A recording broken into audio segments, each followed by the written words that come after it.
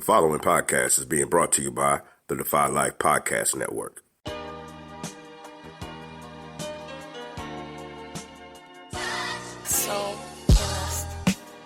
What's up, and happy One Eye Shut Day, and welcome to our podcast.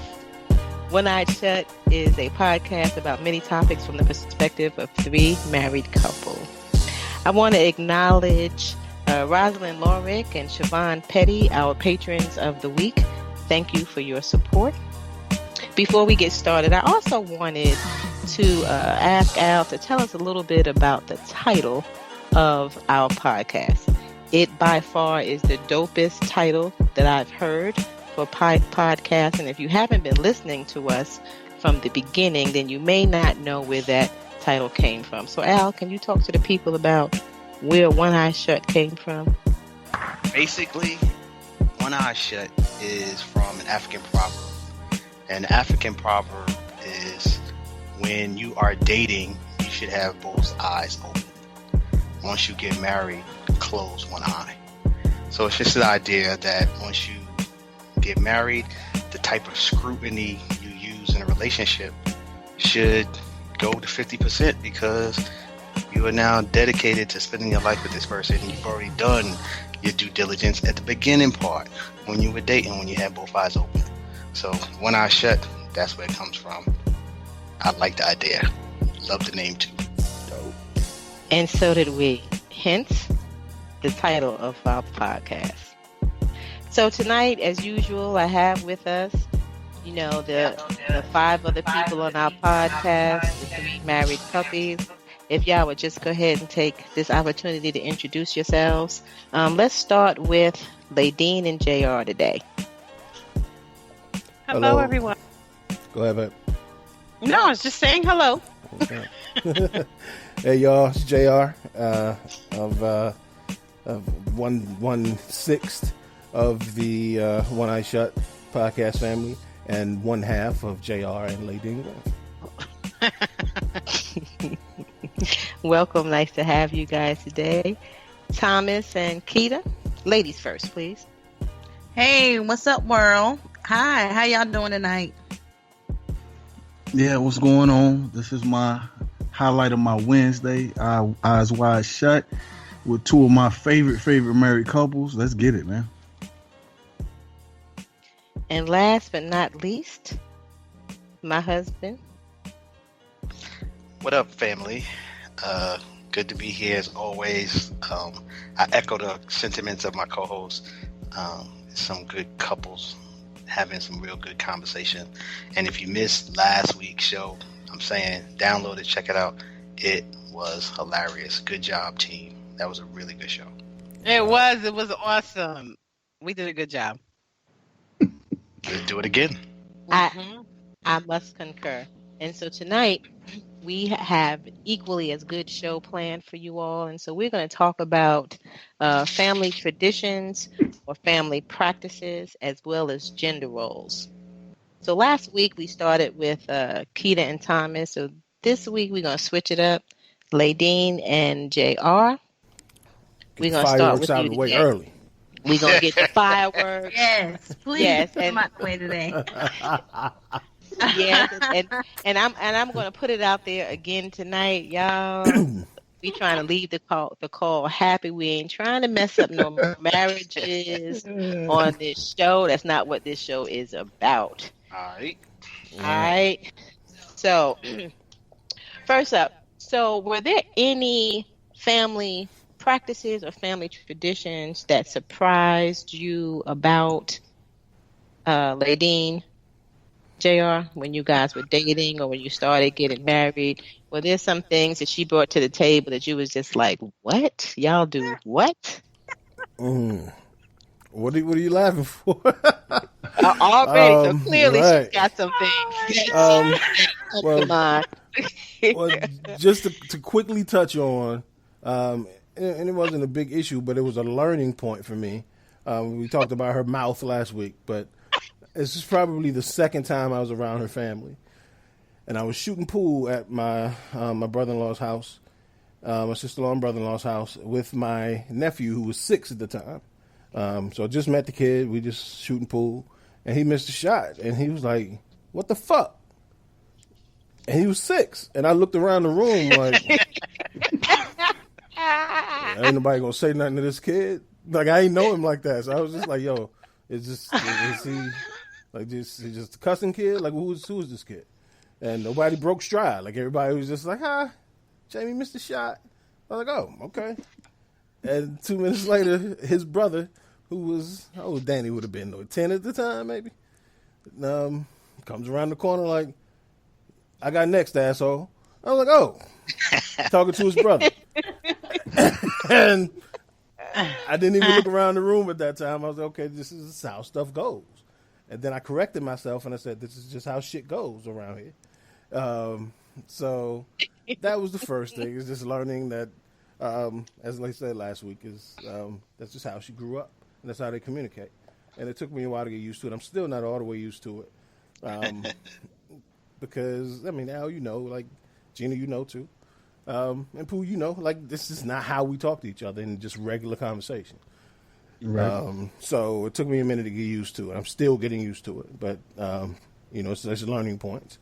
So that was one. The second one was probably most important because it was so dope to me. On holidays, they actually sit around the table together and eat. As opposed to my family, everybody just goes in for self and find a seat and watch the game. They actually take time to sit around the table, and you actually get a chance to say, "Pass the potatoes." Pass it. Like, you can say that shit. Like, for us, instead like, of "Move out the way, let me get some potatoes." Exactly, Yo. Be in right. line. Right. Or who the fuck ate all the potatoes? Like, Yeah, so right. we it was different, and I got to my father's come up and spend holidays with us, and you know, we go to her family's house, and he goes with us, and he even commented how different and you know, it was a good different. It was to be able to sit around as family, hold conversation, and actually, you know, break bread together. So that was a good thing. So, you know, we don't get to do it all the time, but when we're her family, that's how it is, and I like it. Let me ask you. So I know, you know, because I know you guys as a family.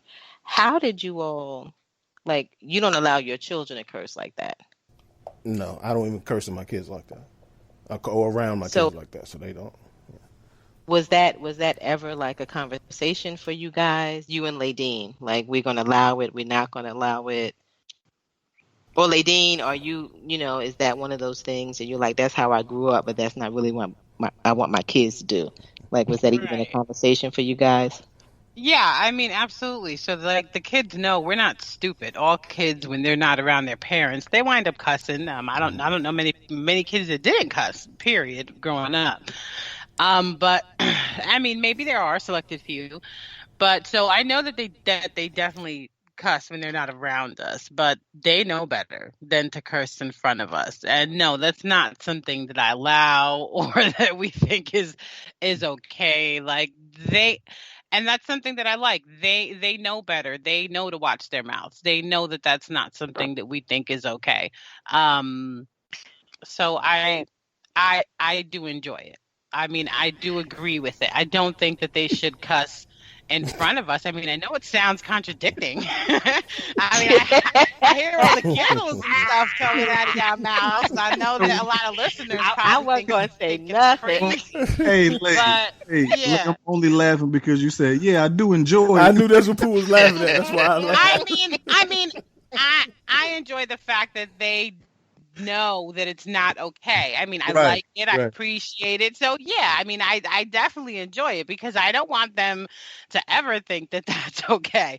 So I appreciate that JR is the way he is when it comes to it. But yeah, for me, it's like, it's so incredibly innate for me, and it's so natural to me that I have to listen to myself and I have to check myself. One of the first things that I realized on, like, our first show here, after I went back and listened to it, I said, "Oh, I don't like the way I sound." So if I hear myself, you know, and I can tone myself down. If I'm in the heat of the moment and I'm just aggravated and I'm going, it's a little hard to shut me down. But other than that, I do look to watch my mouth in situations where it's very necessary to do so. JR, we met at work, and I remember when we first met, he was like, yo, I don't understand. If you could watch your mouth at work, why can't you watch your mouth? He's like, it's like a whole different person. And so I don't really know how to explain it. I don't. I just know that when I'm home and I'm in my comfortable setting, and if I like saying fuck, then I feel like saying the word fuck, and I don't think that I should be bothered. And so next Thanksgiving, I'm gonna get Ladine in to walk in the room and be like, "Happy fucking Thanksgiving, Yo, y'all!" please. He knows that. He won't do it. I'm just saying. man. I'm just saying. No, All right, Ladine, what about you?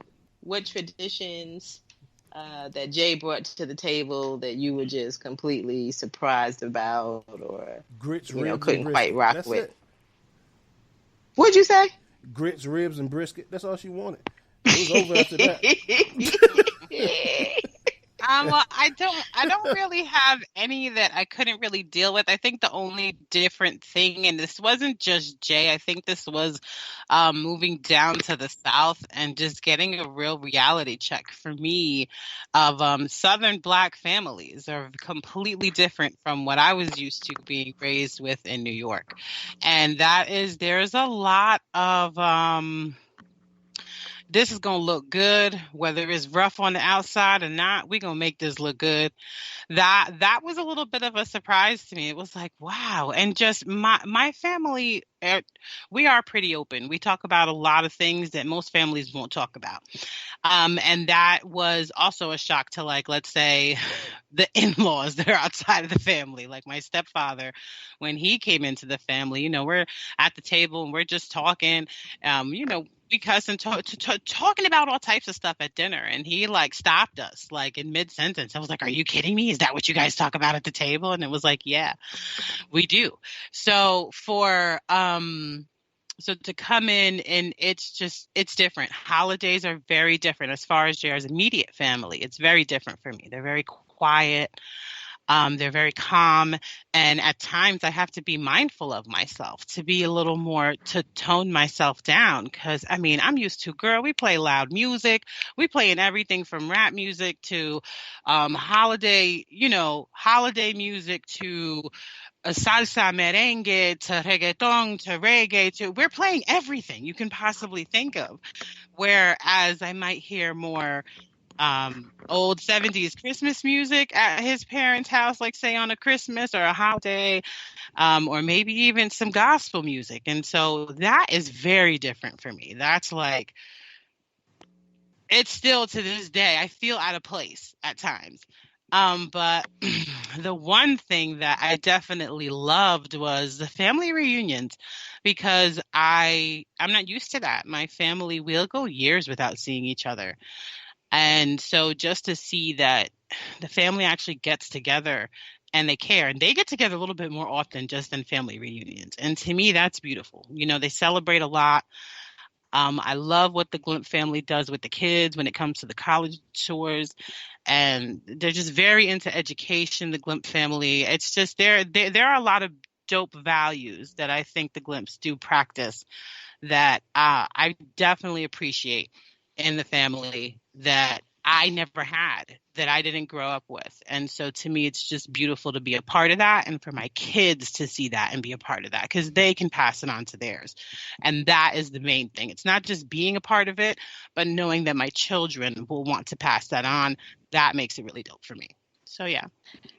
I will have to concur. You know, the Glimps, they bring some pretty good stuff to the table. Yeah. You know. Yeah. They are right.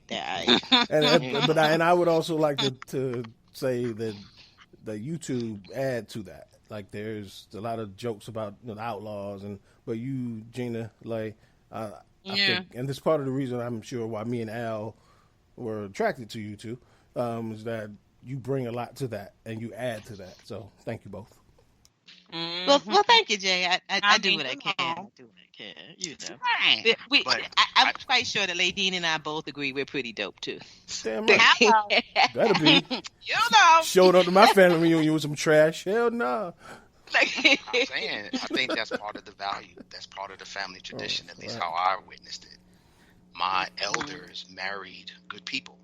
So part of their value or their appreciation for our family, for this clan, is that they didn't just bring anybody to be part of it. You know, the people I knew who was dope as hell married people who was dope as hell. And that's what it took to be part of this shit. That's how I understood this tradition of being a glimpse. Damn right. Yeah. And I joked too about the food. That's a lot of learning new foods or something, especially, you know, two different cultures. For me and Leigh, is learning new foods is still a positive for me until that one time her grandmother like sat in front of me and made me eat this fish salad that I hate. It's like this salad made with like fish, and I was like, she really gonna sit here and watch me eat this shit? I don't know. Yes, and she did. So ensalada de bacalao and vianda is a very popular meal, probably all across the island. So it's going to be all your root vegetables. And on every island, it's called something different. But for us, it's malanga, jaudia. Let me see. There's guineo, which is green banana. So the other ones are different kind of root vegetables. Yuca. A lot of people know as cassava root. So it's a bunch of different root vegetables, and then we eat that with codfish. It's salted codfish. And so that's something that we eat like every Saturday morning. Sometimes they'll eat it probably every day. It just depends, but it's a very common dish that we eat. And that is my grandmother, JR hates. And so for those of you who don't know, the real problem is JR hates fish. Right. Like, yes. He just hates fish. And so this idea that he's got to sit and eat this fish, I'm sure, like, killed him. Which is very, which speaking of traditions and practices, right? So it's true for Latinos, but it's also true for Caribbeans, right? And some, this is one of those things that kind of transferred to people somewhat here at the States, but particularly for Caribbean and Latino people, like, you do not refuse food that they offer you. Right. Like, that is not from the elderly. It's very disrespectful. It's rude. So if you are offered food, it just so you know, if you go into a household that's one of those cultures are represented, even if the food is nasty, according to you, or something that you don't normally eat, please do not turn away the food because it's not a good idea. Like, if you want to be welcomed back or not spoken about, just go ahead and eat the food. I'm telling you. I think that's true in Southern black homes too. You don't turn down grandma's food. So no, yeah, I wouldn't, like, I couldn't say like nah grandma, I won't eat that. I don't eat that. I had to like grin and bear it and look her in the face and smile while I ate this fish that was really fishy, and I don't even eat fish. So let me share how this raised in Queens, born in Brooklyn, black kid look at it. You come to my house, I offer you food. You do not have to eat that shit, because that's more shit for me to eat, my wife to eat, my family to eat. You ain't got to make me feel good. I ain't going to take it personally at all. You don't want my shit, just say no and sit over there and starve, as far as I'm concerned. You ain't got to eat my shit. Yeah. Go ahead. For the most part, I mean, my mother is American, my father was Jamaican, and so I had both of, I had to do both, right? So my mother didn't really care. Like, she offered food and you didn't eat it, fine. And I wasn't raised that I had to eat everybody's food. Plus, I'm very particular, right? So I really, like, any chance that I had to say no or something I don't like, I'm not eating it. But I also understood if my father gave me something or I went with him to someone of his friends or his family, you better not turn down the food. You suck it up and eat it. Or at least pretend, if you were crafty enough to have that napkin, underneath the table, you can kind of, shovel at some of that way, but you had to eat it. But we didn't raise our children that way, we raised them, of course, to be respectful, but, you have the right to say, no, thank you. But they also understand certain households that you go into, you just eat the food. You just eat it. Yeah. All right, let's switch over to Keita and Thomas. What about you guys and family traditions and practices? What surprised you coming into this thing? What were you like? Nah, I can't do that, or what are you talking about? Thomas, you going first or? You can have at it. Yeah, whatever. So, Here we go. so talking about food, that's funny because Thomas turns down everything, and that's something that I could not stand because we are like big, like my family, we're big foodie people, and I consider for us like we had good food according to what we thought or whatever. So I was like, how in the world can you turn down this and not even try it? Like he wouldn't even try it. So that put a bad taste in, I would say, my mouth, like in the beginning of our relationship and my family. I was like, why is he acting so quiet and won't even taste the food? So that's something I couldn't stand about it. But I would say like a tradition, we really don't have much. It was something, well, I would say going back to food, when we first met, I didn't like the fact that he didn't really have a tradition when it comes to food. Like I grew up with my grandmother. So we sat at the table, we ate, whatever, and I would say he doesn't appreciate the freshness of food, like the making of the food, where it comes from, like the garden. So he eats a lot of canned foods. I like how you slip in pet peeves. Yeah, so we got an extension. Well, I like how you done got it too. Part 2. Last week in there. All right. Y'all already know. When like Chiquita talking, there's gonna be a jab or two somewhere in there. She gonna give it to him. She gonna give it to him. Chiquita out jabbing me. It wasn't like it was kind of like a tradition of their family. Like they wasn't real. They're not on food. So that's something I had to get used to because they were okay with opening a can of green beans. Who? My mom? And you, yes. Not my grandmother. You talking about my mom? No, not your grandmother. I'm talking so about your mom. What? So what? I'm not. What? I'm like late now. What are we doing? What are we doing here? What are we doing here? Right? Yeah, I'm like late now. What are we doing here? Yeah. I mean, y'all was just so used to like fast food. That's something I didn't know about. So I never really ate fast food until I kind of linked up with you. So that's a tradition I had to break, was like eating fast food. And I was used to like cook food, like people cooking, taking their time to cook. But other than that, You talking about his mama? I'm not really talking about, well, Miss Essie don't cook as much. I never really ate Miss Essie food. Because every time that she comes around, she was like, oh, well, Kitty, you cook. I've never ate his mom food. They're just not big on food. And then like my family, we get together. We kind of like, we had that same with your family though. They like to get together for Christmas, all those traditions and stuff like that. So other than that, I think that's about it as far as like what we don't mesh when it comes to like any type of tradition or whatever. What you got? Okay. What you got, Thomas? Here I go. You don't want to hear the truth. So I'm gonna go with what I appreciate. I appreciate from her family. I appreciate the camaraderie when it comes down to getting together and supporting, different individuals, in the family or holidays or things like that. Because growing up, we was always separate. With my mom, it was my mom's family, then her sister's family, then. So we never really linked up and gotten together. We probably had about maybe 2 or 3 family reunions. To me, it just wasn't a camaraderie, a lot of camaraderie. Because that's why I always wanted to have a big family, because I always wanted to feel that family atmosphere.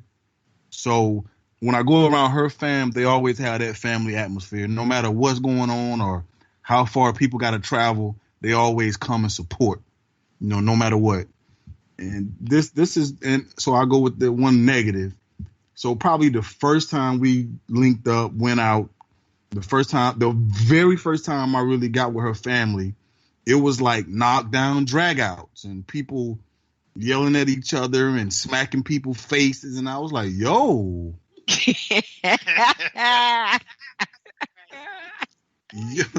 Y'all hands in people. Like y'all hands in family. Like It's a typical black family with drama. So I was like, these cats crazy,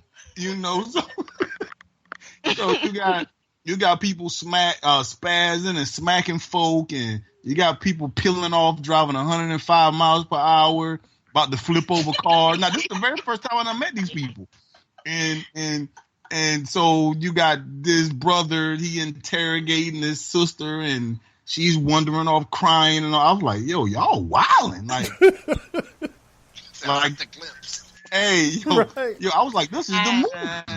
I was like, this is the movie. That's what I'm about to sound like a Tyler Perry movie. Yeah, this the movie. So, hey, it was different, but it's we can have our own reality show. I mean, I All right. Let's run then. Get Run your it. in trouble, son. So, Pooh, you done fought one of her cousins? Was it a close cousin? It was her A though. close first cousin. It was Chiquita, man. They instigated it. The kid was sloppy drunk, right?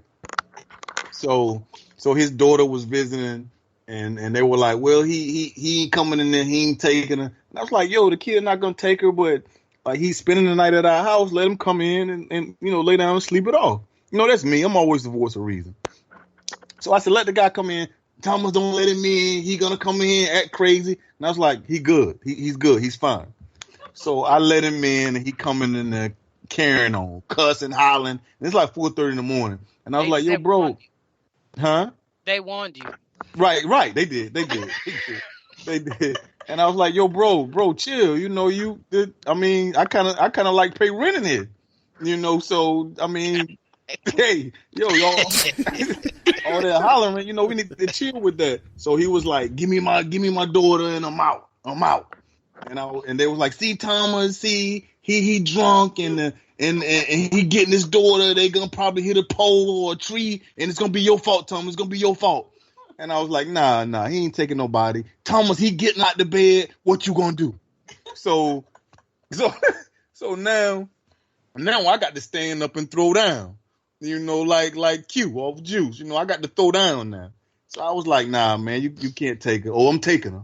And I was like, nah, bro, you've been drinking. You've been drinking for the last 6 hours. Just go ahead and sleep it off, man, and y'all leave in the morning. You nigga, I said I'm taking her. Oh. And I was like, bro, I was like, nah. I was like, so I'm like, what you gonna do is, respect me in my house. And the kid says, fuck your house. And at that point, hey, at that point, I lose it. At that point, I lose it.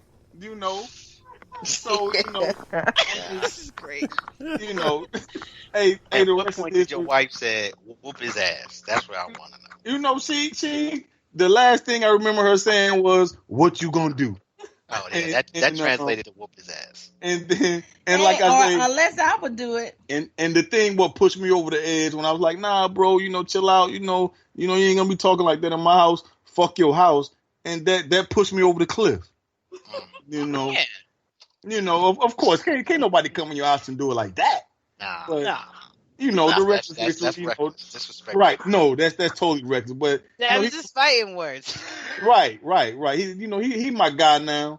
Hey, I'm sure he is now. Look, yeah, Right, of course he is. I love that kid. He said Thomas broke his what? What was it? He's talking about his knee or something. Yeah, he said Thomas owned now because he broke his little knee. His knee chopped. Little knee. Wow. But with my family, let me tell you, because they're gonna be listening to this podcast.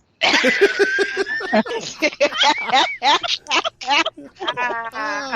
hope you still on people's invitations list for Christmas. People that look at the outside of my family, they think we have the greatest bond ever, which we do. We all talk to each other, and all of us are first cousins. My brothers and all that, because my grandmother was the only child. But we grew up together. We were raised together, all that stuff. But we are drama when it comes to outside. Drama. But we love each other, though. But we'll fight each other in a heartbeat. I'm like, yo, Clearly. Luna thick. Like I can just be sitting there and they carrying on and all this banter and yelling, and I'm just sitting there looking with my mouth open, and I'm like, yo, y'all crazy. And, People like the dude off Color Purple. Time to go. If I say that, it's drastic because my people they got all sorts of kind of screws loose. My people, my people, but something different, man. They some different kind of people. When my kids be wilding out, do something crazy, I was like, yo, boy, that's that hill.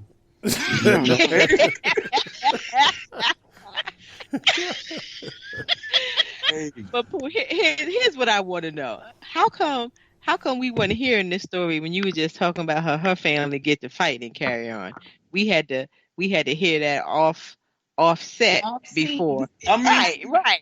Before that came out, you like, oh, let me tell you about that time I fought her cousin. That been Keita say that. People know that. See, I'm not like Keita. Keita, you know what I'm saying? Keita want to go after my family maliciously. She want to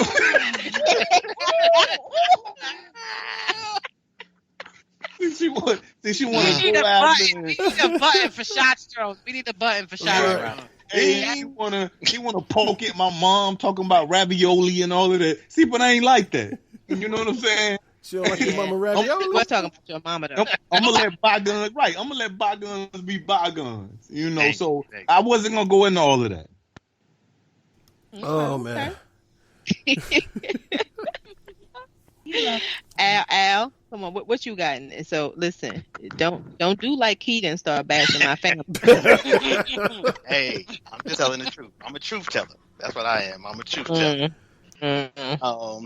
So let's see. So when I look at your family and some of the things that they do different, I think some of it is because I come from a big family. I come from a large family. So some of the shit that just don't make sense to me when the invitation list is only like 15 people on the invitation list for Christmas, that don't make sense to me because 15 people at my family is like Junior's house. It's a regular cookout, a little barbecue. We playing cards type shit. Christmas, man, that could be 50 motherfuckers at your house on a holiday. So that seemed a little different, that the tradition of just having your mama, your sisters, and then occasionally the auntie and her family would come down. We ain't want them at the table. And that was the other part of it. Y'all didn't even want them to come when they did come. We don't like them. Hold on, no. What? That's your family. Nah, they ain't in my family. Be like, huh. Okay, y'all look at family different than us. That's okay. I can rock with that. The other one that seemed a little strange, and I might be going to hell for this one, so forgive me, Lord. As I say this, the amount of church in her family and religion in her family was something I wasn't used to. And, my glimpse, some of us go to church more than others, but, there's some church in the glimpse. My mother's side of the family, most of it is preachers and teachers. So there's a lot of church on that side of the family. So I was familiar with church. But they do church. They do church from like 8, 9 o'clock on a Saturday. Not even a Sunday, on a Saturday to like 5, 6 o'clock in the evening. That's the type of church I wasn't used to. That ain't your type. And when the church you do says you can't eat pork, you got to shut it down on Fridays at a certain part of the night. They didn't really play cards like that. It was just like no TV on Fridays. Just it was an adjustment to like in terms of getting used to some of those family traditions. So forgive me, Lord, 'cause I ain't talking about nobody. However you do church, you do church. I'm just saying it was a little different. Right. It is not my fault that your family was heathens. I'm just saying. You made it sound like it was some type of cult. It's only a cult to heathens. When you ain't used to going to church.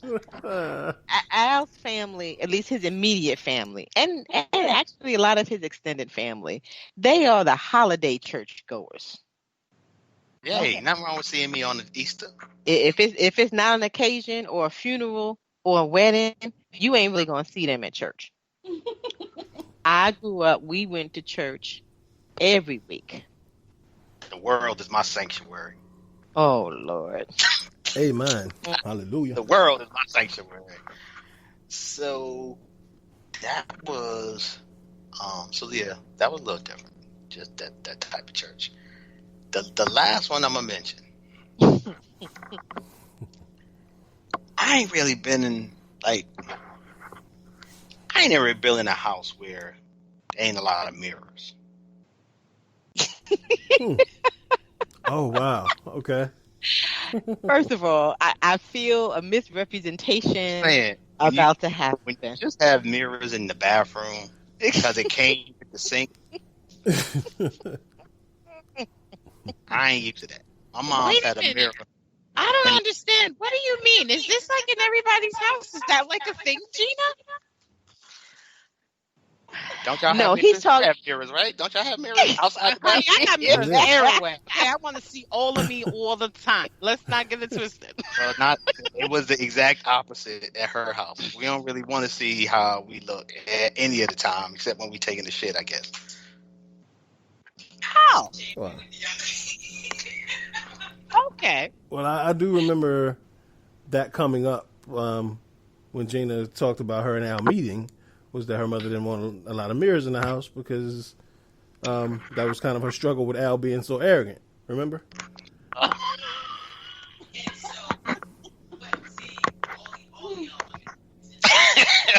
can't hear Gina. I can't hear Gina, I can't hear Gina. Go on and clarify. Go on and clarify. We can't hear Gina, Al. He's on mute. So yes, I was. Oh, okay. So I feel y'all are misrepresenting me, both of you, you Jay and you Al, and what I said and how it was. Right. So Al is making it sound like there was some abnormality going on at my house. The difference was when you walked into his mama's house in the dining room, there was a wall of mirrors. Like the whole wall was mirrors. Right. We didn't have that in my house, and which, to your point, Jay, it does speak to the difference with the amount of I'll just say the attention that's paid to the physical in Al's family versus my family. Right. But yes, and so what I said last week or the week before, whatever it was, that growing up my mother was very big on modesty, and so we weren't allowed to carry compact mirrors, the lady mirrors that come with makeup often, or just, the small mirrors or whatever.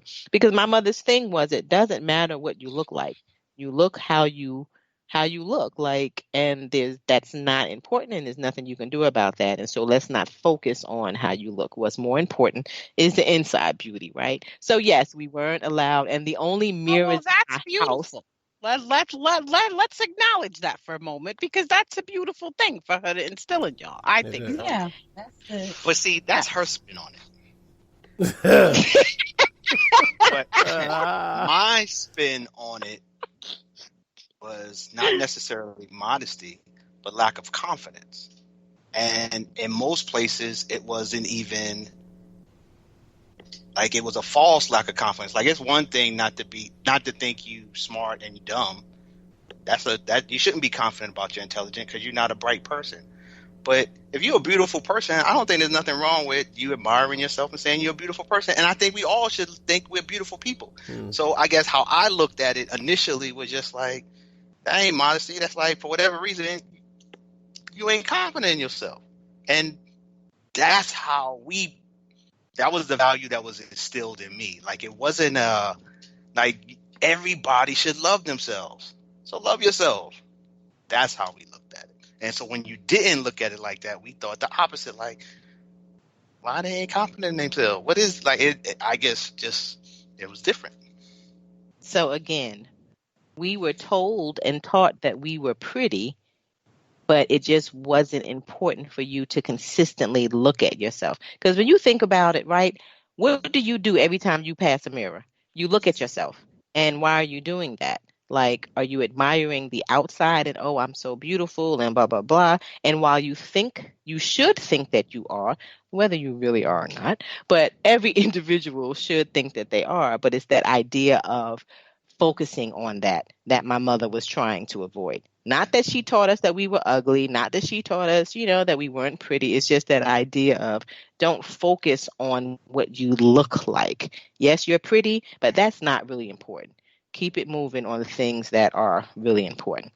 But anyway, and so you can see it like, the difference between, and it's not a lack of confidence because again, we weren't taught that we were not pretty. It was just, you don't need to look at yourself to know that you're pretty. You are. And there are times when it's necessary to look at yourself, but going all throughout the day, every time you pass this whole wall of mirrors, standing and profiling and looking at yourself and, ooh, I'm so beautiful, just wasn't what we were taught. Now you misrepresent what was going on in the Glimp household, but that's okay. We'll just leave it at the church, the mirrors, and only wanting 7 people at the Christmas dinner. Yes, heathenism, vanity. We'll leave it at that. Well, I'll say this. I can't imagine a house with no mirrors coexisting with my cousin Don at that time. This is what I'm saying.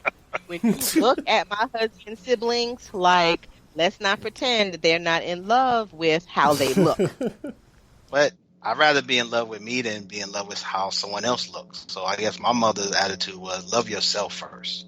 So as opposed to putting yourself down as compared to other folk, like if the choice was, love yourself first.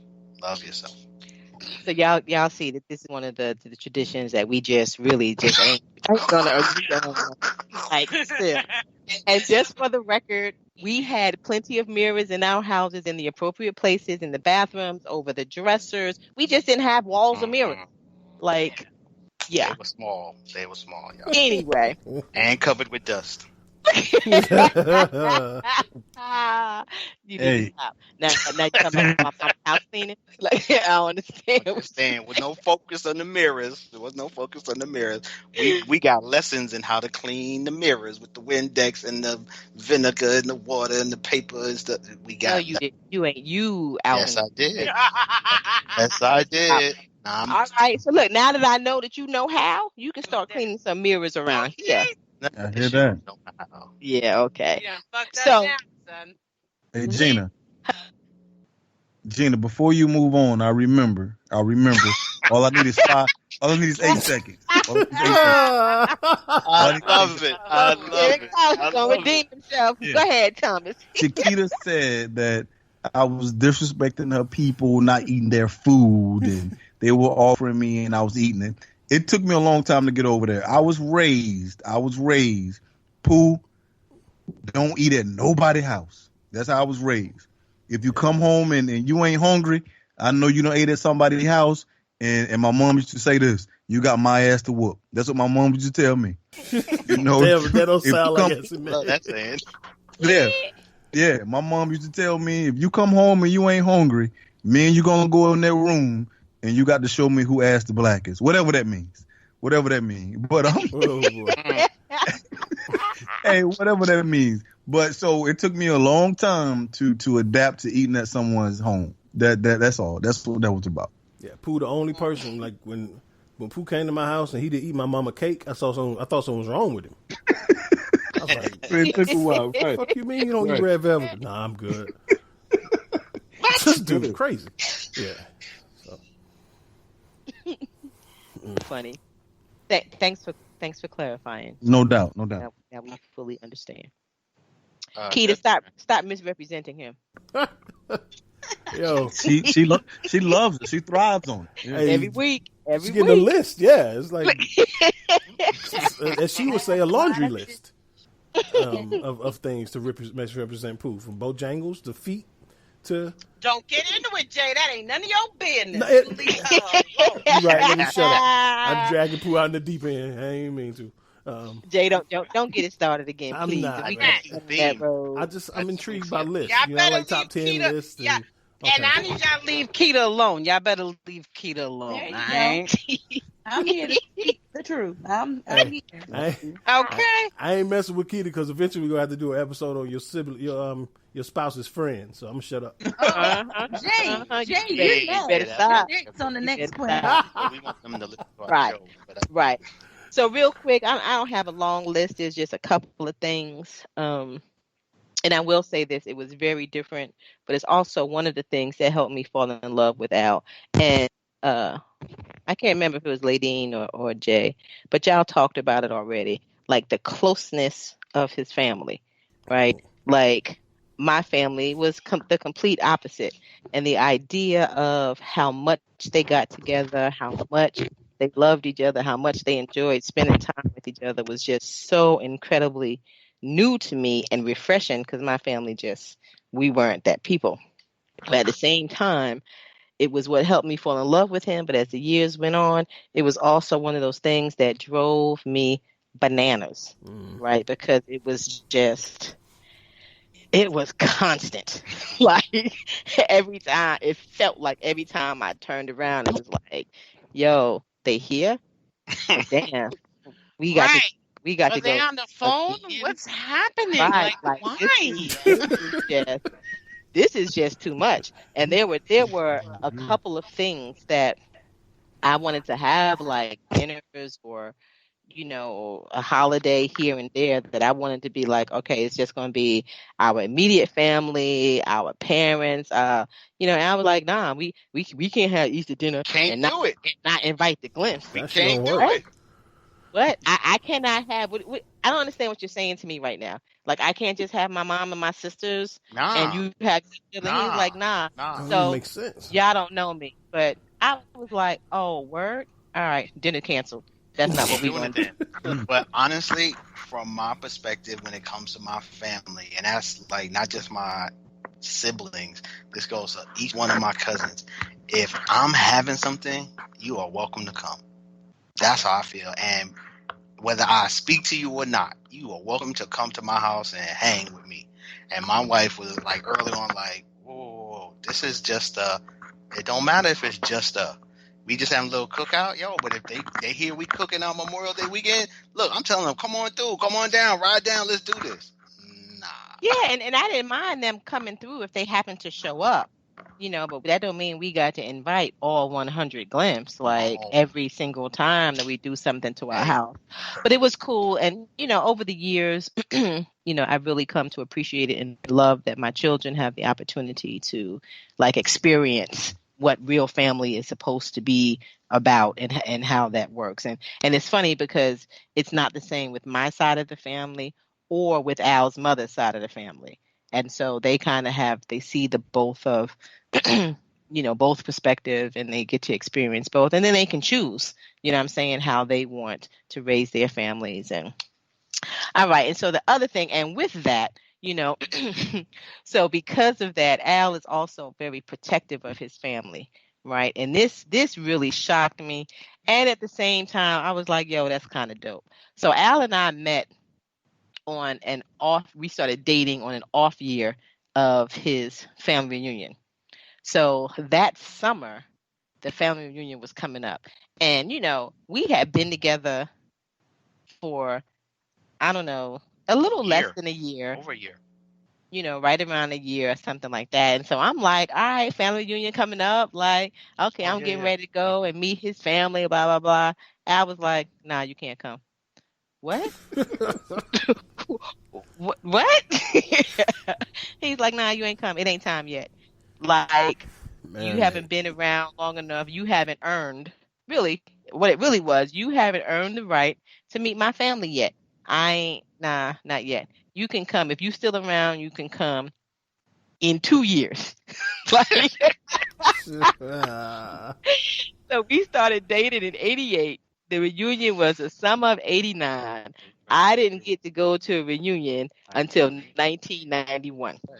Wow. Oh my God, this is so interesting. Al, no, Yes. you didn't. Mm-hmm. Yes, He did. Yes, And so he in did. between, yes, he did. In between, I did get, I mean, of course I had met like his immediate family, but we're talking about like extended family. So in between, he did take me to South Carolina to meet some people one time, I think maybe, but I wasn't allowed to come to like the family reunion and meet everybody um, until the reunion of 1991. And it's funny because my son is the same way. So we don't meet his girlfriends or the female that he's hanging out with for a long time because he's like, I nah, like that. nah, I like that. she not ready yet. She not ready yet. So I'd be like, look at you. You are just such your father's child. So that surprised me because I was like, what do you mean? Like, and I'm gonna tell you, it hurt my feelings a little bit, but at the same time, I respected it and learned to understand what that really was about. And then the last thing I'm going to talk about is his family reunions. I mean, family traditions. Well, no, there's two more. I'm sorry, I forgot. Speaking of laundry list, Right. So Right. like Ladine's family, like we did holiday dinners, Christmas. Early on, we had to establish the tradition of, because I was big on doing holidays with my family, and so was he. So early on, while we were dating, we established the tradition of we went to be with his family at Thanksgiving, and we would go home and be with my family for Christmas. But so we would show up at Thanksgiving dinner, and like you, Ladine, like your family, everybody sat down at the table. We ate dinner together. Like it was family style dining. You passed the potatoes. Everybody sat down at the same time. We said grace. It wasn't no getting in line, buffet style, get your own food, whatever. But the other thing was we got dressed. Like we dressed up, sat down at the table.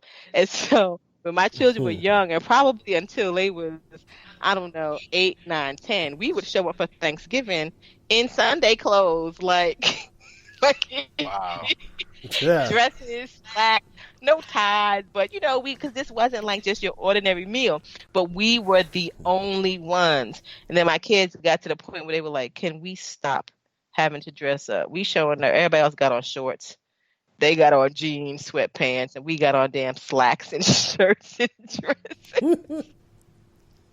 So I had to let that one go because I realized that we were looking kind of silly, but that was our family tradition, and I liked it. And so the last one was his mother on Christmas morning while we went home for Christmas, and we did Christmas dinner at my house. Most of the time we would go and do Christmas morning at his mother's house. And his mother, the traditional Christmas meal, breakfast, was rabbit, stewed tomatoes, and grits. Y'all, I walked in that house and I was like, who the fuck eats rabbit? That's one in my family. Oh my Yeah. God! I went through the same thing. Okay, I was like, this I'm not is doing this. and Go ahead, I'm I'm not sorry. eating this. And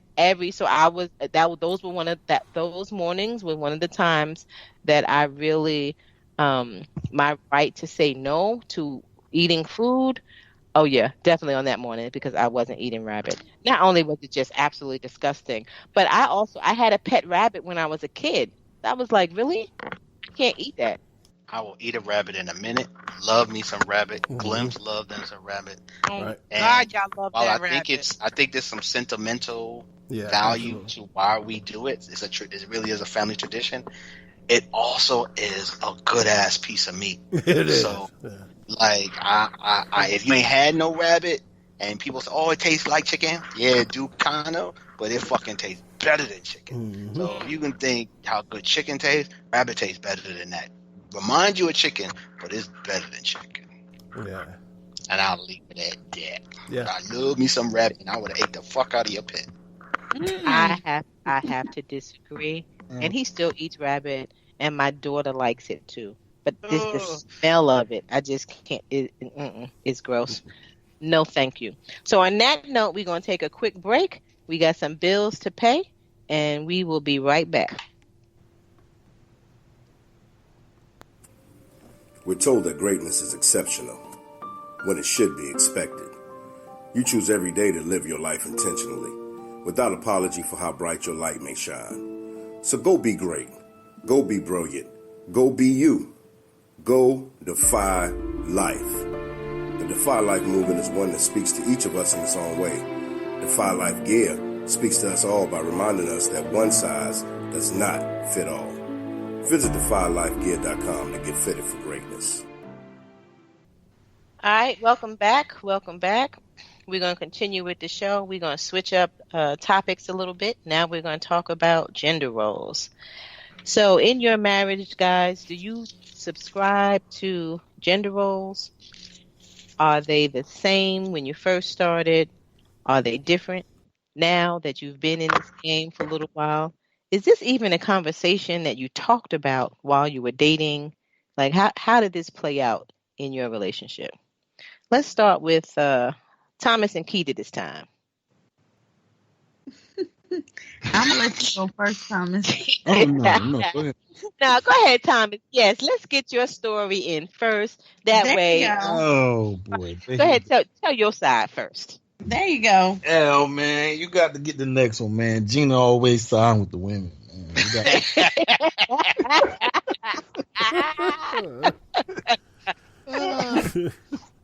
Hey, y'all got the jury rigged, man. It's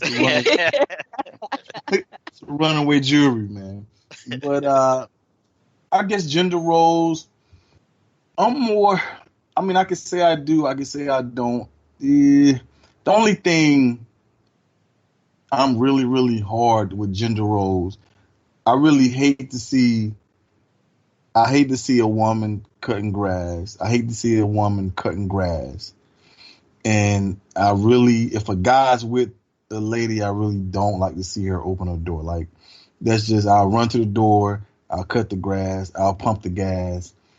Oh, and taking out garbage. But other than that, man, I see us, we're doing our thing evenly, throughout the home. But like I say, I don't have too much of an opinion, but just those things. Like, I detest to see a guy, we pull up at the gas station and he got his feet and shit kicked up, and his lady out there pumping the hell out of gas, and it's like negative 31 outside. But it's just that's just one thing I don't like.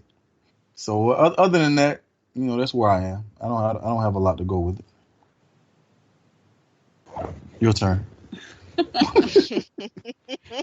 I had talked this subject a little bit with my sister, and so I was like, well, in a way, I'm into the gender roles.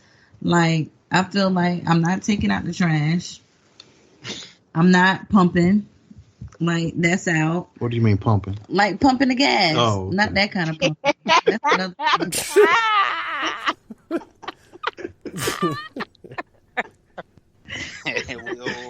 And then, What do you mean you're not pumping? Right? or do you be pumping? Yeah. Yeah, crazy. Yeah, whatever. Yeah.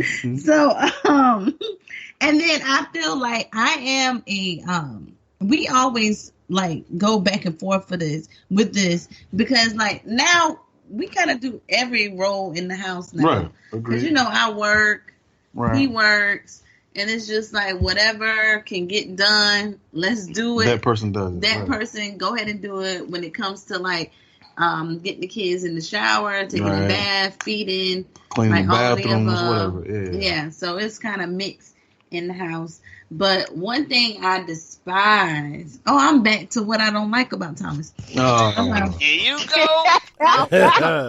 At least you caught yourself this time. Yeah, I did. I caught myself. So it's just about Is being this the pet peeve show? Is this a pet peeve no, show? Oh. it's about Every being show's a a pet handyman. Oh. So I grew up with my grandparents. So and my grandmother, and so with my grandfather, he did everything hands down to like fixing the sink, building a barn, like So I grew up seeing men like getting dirty and getting their hands done. And so when I finally saw Thomas' hands, I was like, he got girl hands. Like I don't even.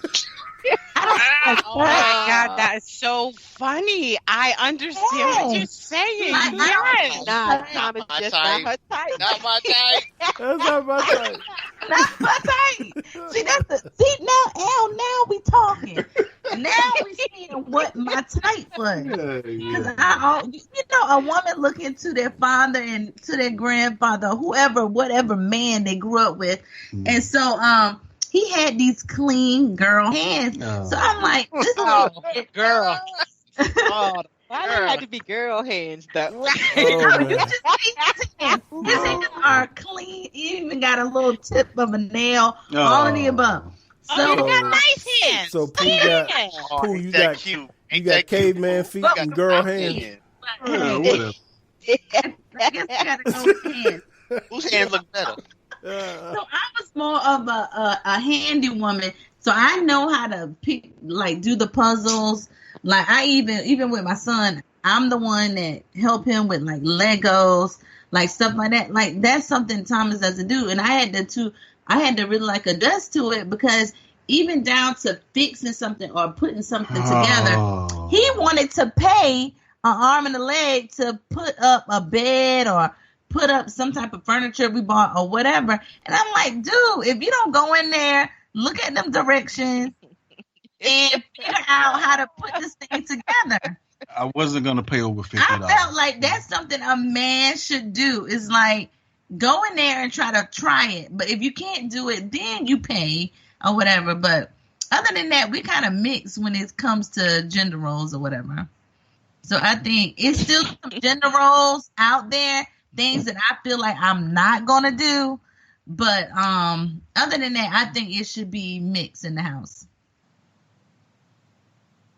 Okay. Yes. We gonna jump to Al. Hey. Hey. Al, so how do you see the gender roles play out with us? Or are there? I think, honestly, you have more of a men do this, women do that slant than I do. And I think I think when you look at our marriage, because the roles have to exist. And I think there are a lot of things to do and take care of in a marriage as a parent. So I think roles have to exist because it helps things operate a little effectively. I think, though, we tend to, while we have roles, I don't think, from my perspective, it's from a male should do this or a female should do this. It's more, who's better at it, who has owned it, who's good at it, that type of stuff.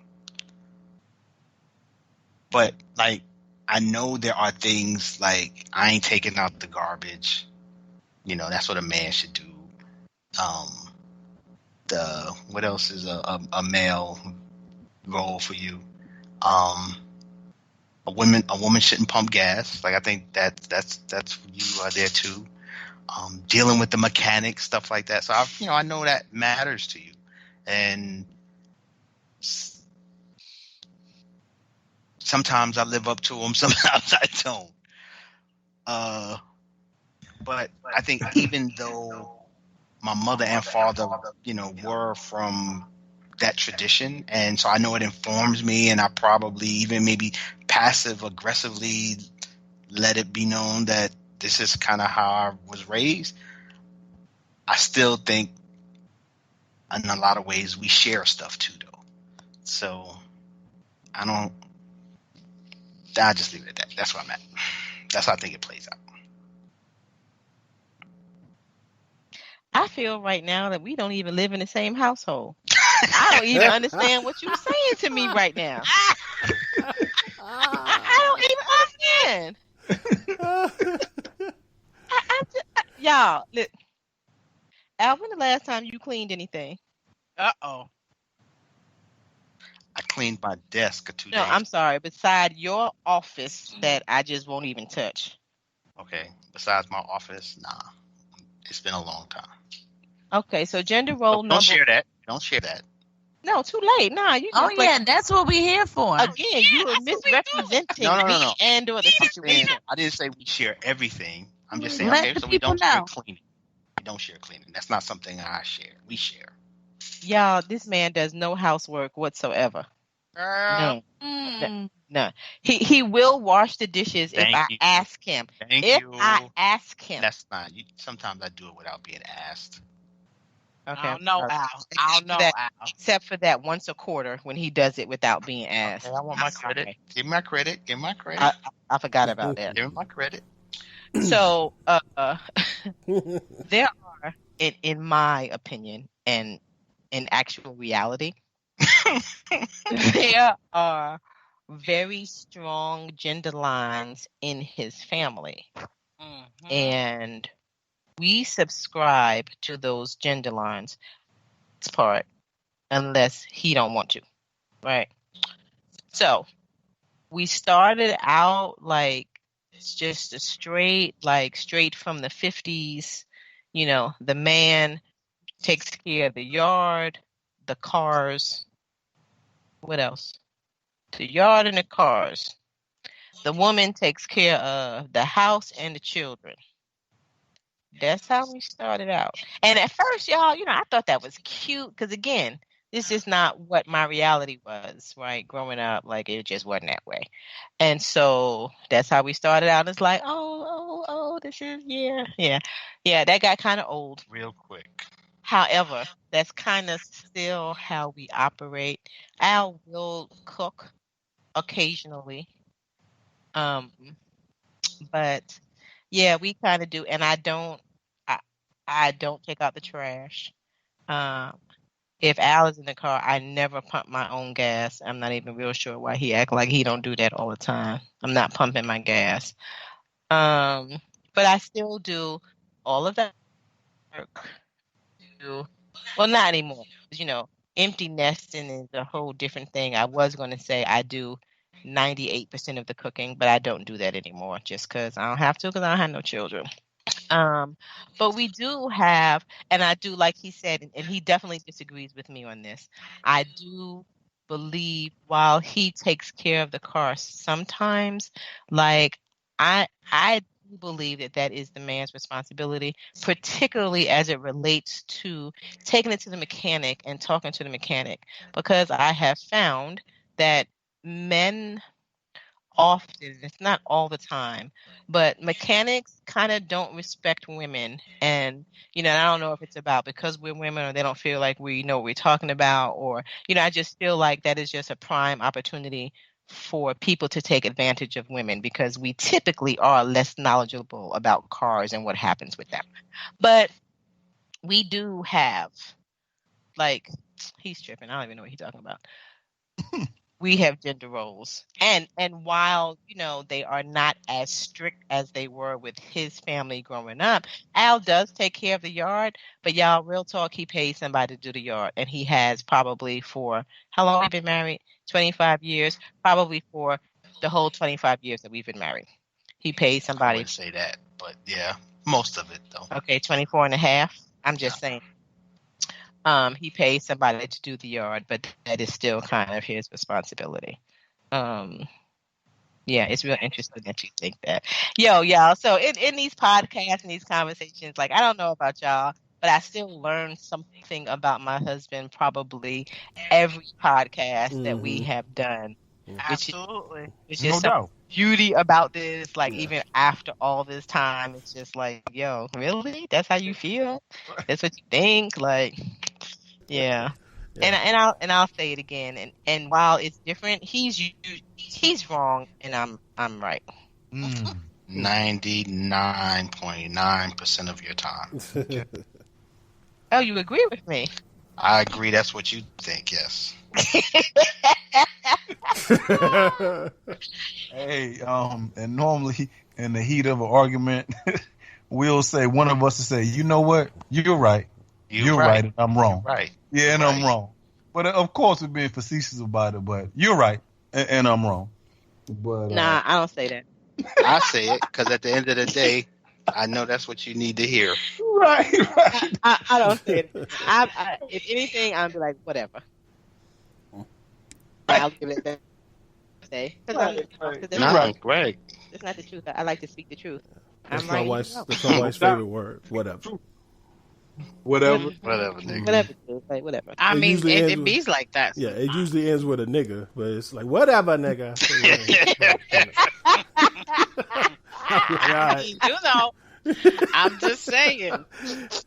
Whatever, nigga. Bye. That So, that makes you know that she's serious about what she's saying, Jay. Right. That's right. okay, I'll wash the dishes. But, Right. All right, Ladine and Jay. all right, Go ahead, babe. Jay. I'm gonna let you start this. No, I'm gonna let you start this. Oh, you gonna let me start this? Thank you so much. Yeah. Yeah. I wonder if Bill Gates gets to start stuff in his company. But I'll say like I'm not really big on gender. There are certain things like y'all mentioned, like I'll never let a woman pump the gas if I'm in the car, whether it's my wife, my mother, anybody. So, one of my wife's friends, I don't let anybody pump the gas if I'm in the car with them. It's not really. I don't. Not really anything else. And especially we have kids. We have young boys. They have chores. I guess the only confrontation there ever is when my kids don't do their chores. My wife gets frustrated and she'll do them for them out of frustration because she can't stand to see it. And I'm just bigger on no. If they didn't do it, make them double up and do it again the next day. Like, it's still their chore. But she gets frustrated. She just doesn't like to see it. So she'll do it. But, that's just a difference of, perception. It's not really a big, like a gender role, though. I do most of the cooking in the house, mainly because my wife works weird hours. That is very new. Let's say that's very new. Well, no, not all the time. I mean, that was early in our marriage. I had to threaten to call your father because you went a week without cooking. You remember that? Yeah, but I mean Right, that's so not that's what I'm that saying. that's not that was never the norm. Like What- I hate when what are he we does doing here? this. Yes, You are shut punishment, up. Jay. That's why I'm- she Jay- didn't cook that. Jay, what are we doing here? Right, what is happening right now? I don't understand, Thomas, because it's just really funny. Like, even when I worked 2 jobs, I would come home, start dinner, and I would go to my other job. Like, I've been working this shift 11:30 to 8 for maybe, let's see, I started this job 2 years ago. I worked it for the first 6 months, and I've been working it now for like 9 months. Okay. So now he does more than me. Other than that, Can I get through my thought, though? Yes, go ahead. Like, you do this to me all the time. And to come to think, my biggest pet peeve is when my wife cuts me off. But that's nonetheless, I ain't even got to say that. There you go. This is not the pet peeve. Right. I'm show, right, Al? But And so while it's not the pet peeve show, and he did not mention it on the pet peeve show, like, yo, it's apparent every time it Right. happens. Oh, she cuts Like, him we off are every so show. clear. Well, yeah, she cuts him off every show multiple times throughout the show. And but as I it's put just it, very I've- clear how much it annoys him. Right. And as I put it, she hijacks my conversations. So then it goes off and it's totally something different I wasn't even really talking about. But I'm not bashing you, man. I'm just saying it's Hey, a but fact. Jay, don't take it personally because she hijacks her own conversation. Yes, Like, she she starts does. off with one thing, and Oh, then next thing gosh. we know, she way over down Yeah. there. And you got to that's stop not her what like we halfway even through. talking about. As Pooh would say, you write one of them essays, ain't you? You're like, what essays? You're like, With the no- essay with with a no teacher real mark tea. halfway through? Like, where are you going with this? Like, that's one of them essays. But yeah. Your So, sentence was this. right. But it wasn't a bash, but it is a fact. I do most of the cooking in this house. My point is that I don't mind because I don't see that as a gender role. We got to do what we got to do. If somebody's working, you fill in the gaps. Like, I do take care of the cars, but it's mostly because I like it. That's my me time, is washing my cars. Every Saturday I'm out 2-3 hours washing both cars, detailing the cars. If something's wrong, I take it to the mechanic because I feel like that's an opportunity for me to learn, and eventually I won't have to take it to the mechanic. Next time I hear that sound, or next time the car does this, I'll know what it is. But it's just stuff that I like. It's not necessarily a gender role, so I don't really see it as a gender role. So no, I don't really. There's not many things that I see, especially currently in modern times, that are strict gender roles. Other than I'll never let a lady pump the gas if I'm in the car with her. But yeah, that's all I got. And I did post this question on social media. So at the end, Gina, I'll read the answers if you allow me to. Okay. Go ahead, babe. Ladine, your turn. Your turn again. Now is your I turn. don't know if y'all ready. I don't know if y'all ready. All right. So this is very funny because JR and I have had this conversation, and we've had this conversation several times within our marriage. And he always says that he truly believes in gender roles and that the man has a place and that the woman has a place. And so this is... No, I don't. I said there are some things that are still male and female gender roles, as I just said. But overall, I don't feel like there are strict gender roles. I just want to make sure you quoted me correctly. So I've also learned as a result, like throughout these podcasts, that while Jay consistently complains that Ladine interrupts him and hijacks his conversations, y'all, he do the same shit. Because she makes shit up, and then what I'm supposed to do? I'm Like, saying, if you give a lick, you're gonna receive a lick. right, and that does. I know judgment. I am just. And I will admit to that, but it's generally, and it's all the time when I'm misrepresented. That's not correct. That's why I'm jumping in. So I was saying that so yes, for me, I grew up in the Hispanic home. Even though I am second generation Puerto Rican, my parents were both born and raised in the South Bronx. So their parents were born and raised in Puerto Rico. But I was raised very, a woman takes care of the home. That is our job. That's just what we do. I mean, I was cooking meals by the time full course meals by the time I was 10 years old. I cook, I clean, I do all of the stuff that I'm supposed to. Okay. So when it comes to the house, I do believe that is my place. So when my husband complains like, well, why didn't you ask me about decorating that, nigga? Because that's not your place, because this is my home. I decorate. I do this. When you have a man cave, you can do your stuff, right? That's just how I feel, because that's what I do. When it comes to cleaning it, you're not gonna clean it, all right? So this is what we're doing, right? And so when it comes to like matters of the home, absolutely, I do feel that it is a woman's place to take care. But as I've grown older, because I grew up with cousins that would sit down, and I grew up that when the men come in the house, or when anyone comes in the house, you ask somebody if they need something to drink, just little basic things like that. But I remember my cousin Louis, he would come in the house like, yo, Lay, get me something to drink. And I would look at him like, get you something to drink? I mean, and it's one of the things that actually turned me off about Hispanic men. It's the reason why I'm not with the Hispanic man, to be completely honest, because of that machismo kind of role that Hispanic men play in life, period. And so for me, it was very unattractive, all around. So, but at the same time, I get it. So it just depends. I don't know. There are things that I definitely think are my place. There are things that are his place.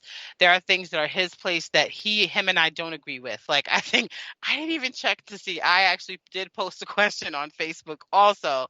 And it was, do you think that the man or the woman should sleep closest next to the door? Right? As far as in the bed. And I always feel that the man's supposed to sleep closer to the door. And I'm sorry. And it's just little tiny things. Like, if it's cold outside and it's 30 degrees, go start the car for your wife. I shouldn't have to get in the car. I agree. Being cold to the steering wheel being frozen. I feel that that's a man's job to do that. There's a lot of things that I grew up with as a Hispanic woman that is just completely different, that my husband just doesn't even think about. And that's fine. And so that's stuff that I've learned to deal with over the years. But let me see. Yeah. But I do like one thing Kita was saying in one of our first shows was, women, we do a lot of the same stuff that men do. It's no longer the man is out working all day.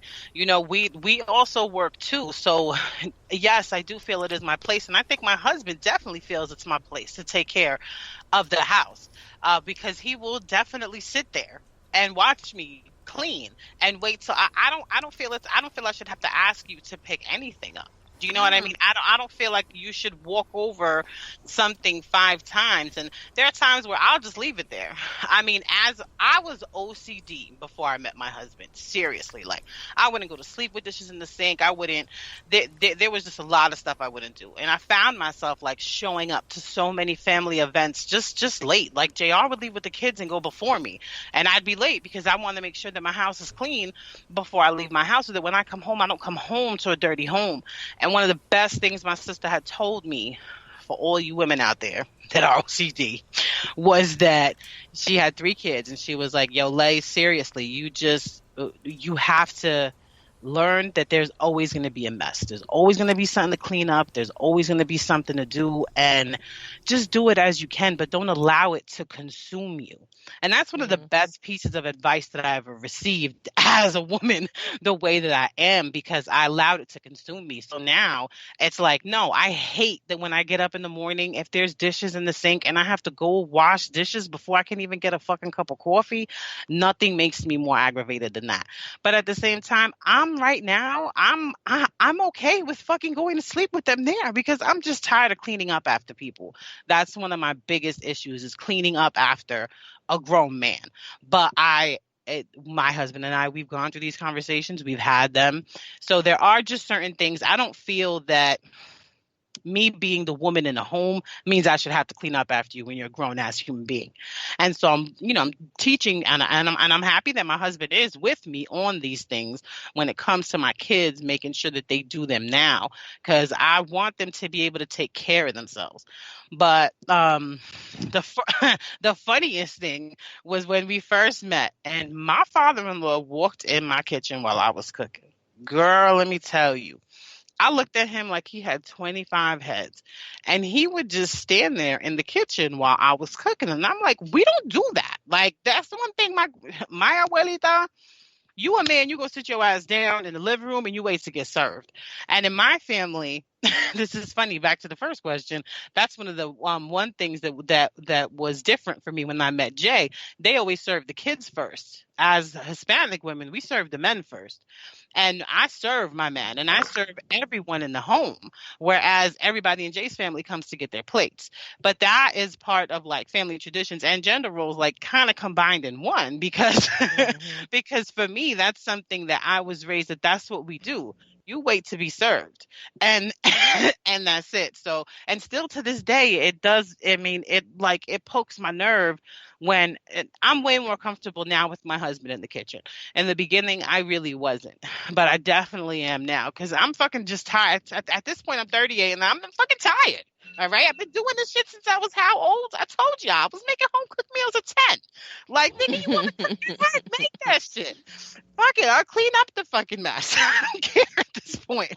Right. So I saw, Ladine, I saw your post where you asked about what side of the bed that men and women should sleep on, whatever, who should sleep closest to the door.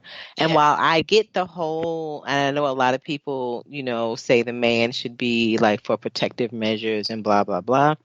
It's always been, and still is based on gender role, right? Both of them. So the man, and that's how it, like, even in my home, and I didn't mention this, the whole gender roles, like we subscribe to the idea of that the man, regardless of what, activities or chores or responsibilities the man has physically in the house, we both, and tell me if I'm wrong, Al, because clearly we don't live in the same house, right? But let me know. We both subscribe to the man is the provider and the protector. You with me? First of all, just let me have a moment of clarity. A poo moment. It was really a yes or no. Check my script. What I said was, not that I don't believe in gender roles. What I said was, you believe in more than me. So there are Not that I don't see them, I don't believe in them. My family raised me like that. I get it. All I said was, before you took it somewhere else, was you believe in them more than me. So to answer your question, yes, I am a believer that a male should be a provider and a protector in the family. And I am a believer that the man should lead his family. I do believe that. Yes, and I was going to add that too, as the head of the household, leading the family. Yes, absolutely. Right. And so as a protector, there are a lot of families or people who believe the man should be closer to the door. Me personally, and how we do it here, our bedroom right now was a little different because neither one of us are really to the door, just based on how the bed is placed in the room. But previous, again, based, I always slept closest to the door because it was, for me, when the children woke up in the middle of the night and they came into the room, I was closest to them, and so I can therefore, tend to whatever they need, right? Or it was just the closest route for them to get to me because I was the one that they were going to come looking for the majority of the time to meet whatever needs that they have in the middle of the night. Always slept closer to the door. Hence my thought that you believe in them more than me, because what you see there is me picking a battle. And while I was raised, the male sleeps at the closest to the door. When we had that discussion, it was a case of, how serious is this to you, Al? It ain't that big of a deal. Sleep over there. Somebody come in there. You're just going to have to jump over Gina and handle your business. But if this means that much to her, you know what? Sleep over there, dear. It ain't that big of a deal. That's all my point. Right. And, real talk, like, I would probably be like you and concede as well, because I'm not getting up in the middle of the night when the baby start to cry. You, as the man, is going to be me. And so why not give me the shortest distance to the door so I can get your children when they're crying in the middle of the night? But I'm just saying. Well, for me, I want to clarify this too. Because there are concessions that I've... go. No, I never get to defend myself cleanly on this show. I see that. So what I'm saying is there are concessions that I make. As you heard, my wife is really impulsive with changing stuff in the house. So I come home one day and like the bedroom will be redecorated, like the bed's in a different place. The living room is now in the kitchen. Like, it's different things. She's just really impulsive about it. And so and as you also know, Pooh and Al, we talked about this on our show, is I don't get a lot of sleep. I don't go to sleep fast, and I only can sleep about 3-4 hours a night at max. So my sleep is important to me. And so when my wife changes the room around, if the door is on the opposite side now I have to sleep on the other side of the bed. And so switching back and forth every 6 months to the other side of the bed, it interrupts my sleep pattern. Oh, my God. So these are things that she doesn't think about when she impulsively changes stuff around. And so that's serious to me. It's not a matter of I'm aware that, you want me, I should sleep on closest to the door.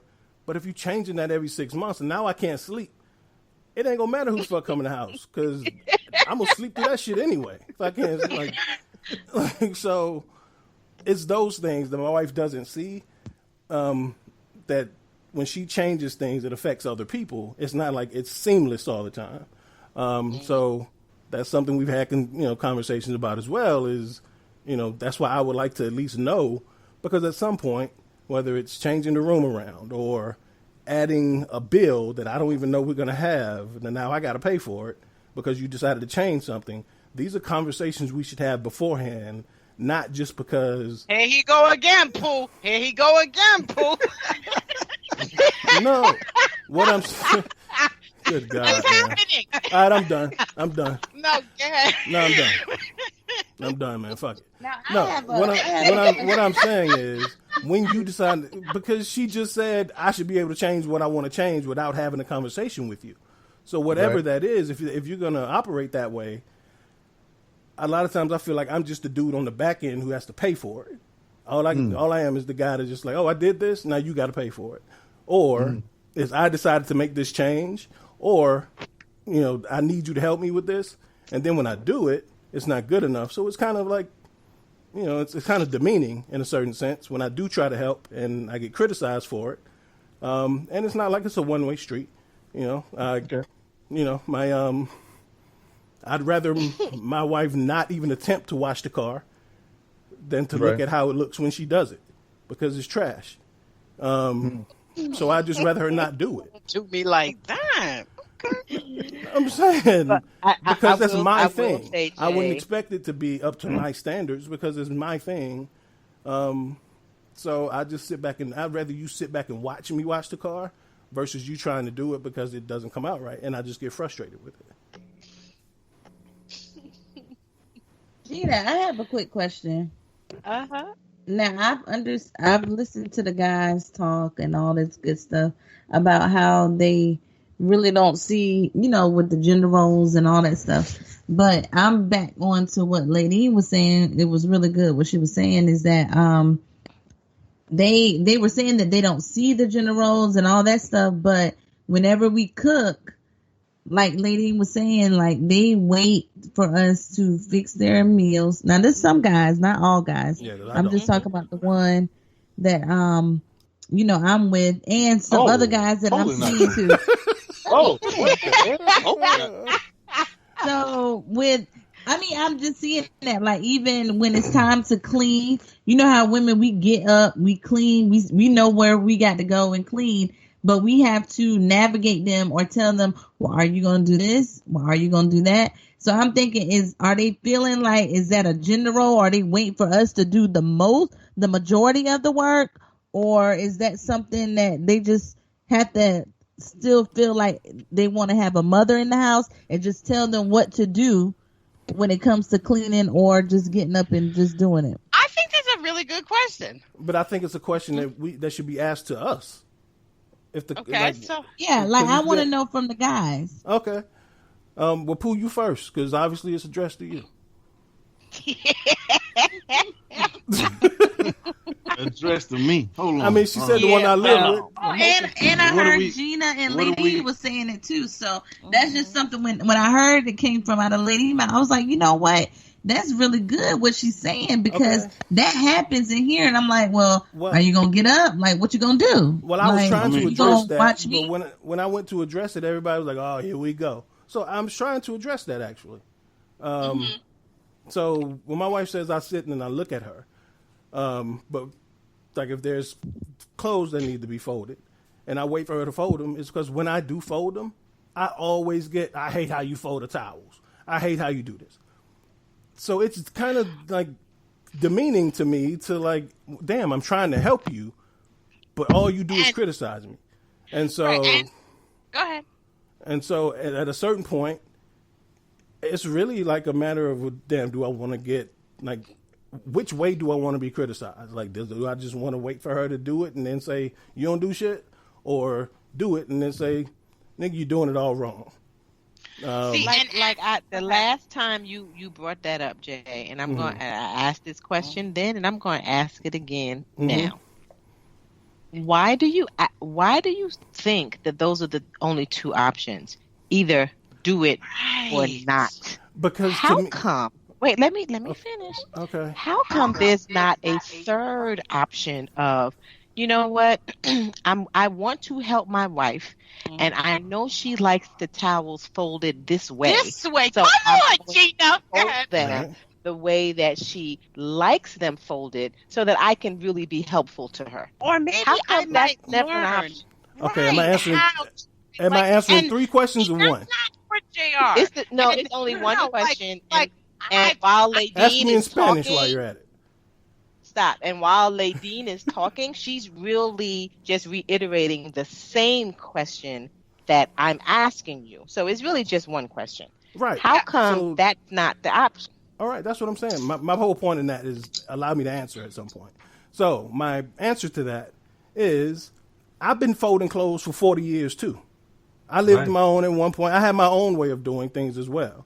So as I'm like doing things, Sometimes I like doing it the way I do it, and I feel comfortable doing it the way I do it. And your way's not right, my way's not right, and either way, shit's getting done.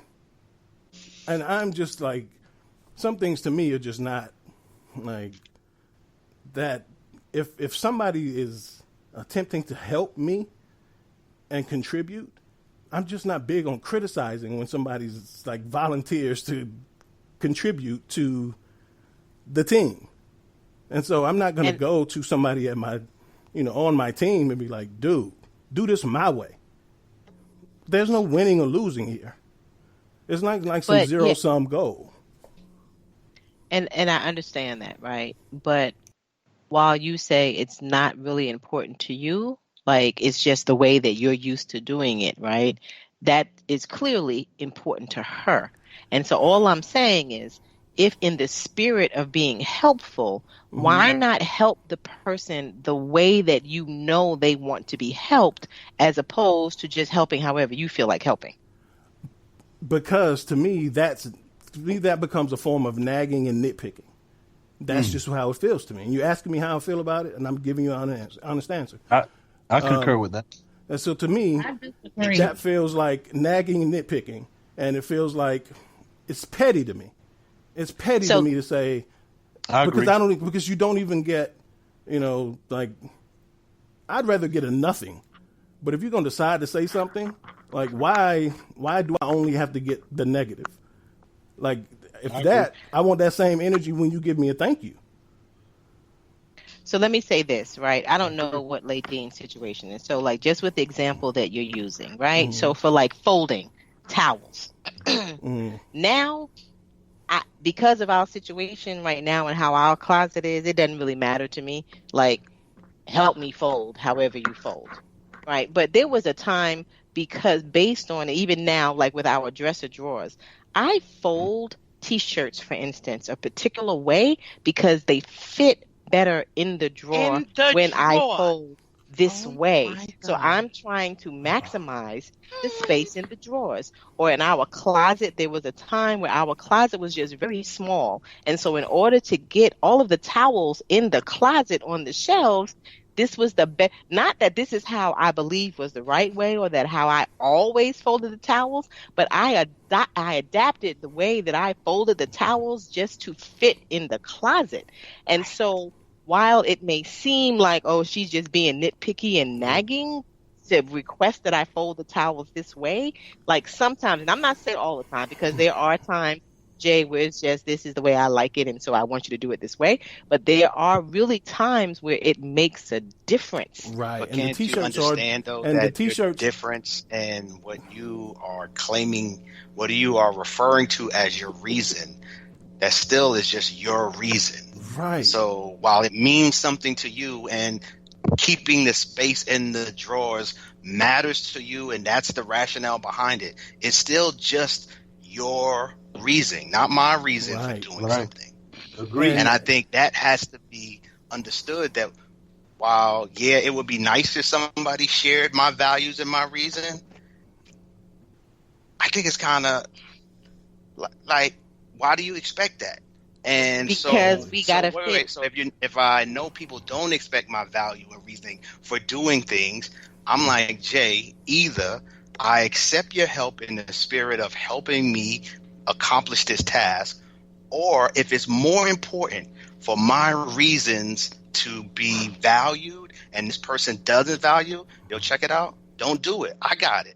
I'll do it, because you don't do it the way I want it to be done. So let me do it. It's good. And there ain't no beef. Just don't. I got this. Right, but you don't get to have it both ways. Exactly. What's really important is being able to fit the T-shirts in the drawers. Like, what's really important is not having 10 T-shirts that can't fit. So now what do we do with these extra T-shirts that can't fit the drawers because the shirts are not folded in a way that they all can fit? Right. And so and that leads, because that's a different situation. My wife has worked in retail and she knows how to fold shirts. And I can't fold shirts that way. I can only know how to teach you. But you've never offered to do so. Right. And that's what I'm getting to. That's exactly what I'm getting to. Is when I say I know how to fold shirts my way, I don't know how to fold shirts that way. You have never once offered, hey, let me teach you. did you ever ask? Like, this is the point. Listen. This isn't a me and you conversation because this happens in like all relationships, right? No, let me finish this point. As I'm getting to a point. My point is this: it seems like you would rather argue about the differences in how we fold these shirts than to being a leader in what you want accomplished and saying, "Hey, let me teach you." If it's that important to you, why not offer to teach somebody to do it how you want it done? If it's your thing. But you've heard her express her feelings and how it's okay. Now let me tell you this: I disagree with the guys, and the only reason is because women. Go ahead, Keita. Go ahead. What I feel like this is what make women and men so different. Like they're just a different beast. Like women, we adapt to our environment. Like we look at things differently. We're not 15 years old. So you're telling me you fold towels when you were taught at 15? Like, we're looking at these TV shows or whatever it may be. Like we're in a nice house, whatever it could be. I'm not going to fold like how I used to fold when I was 20.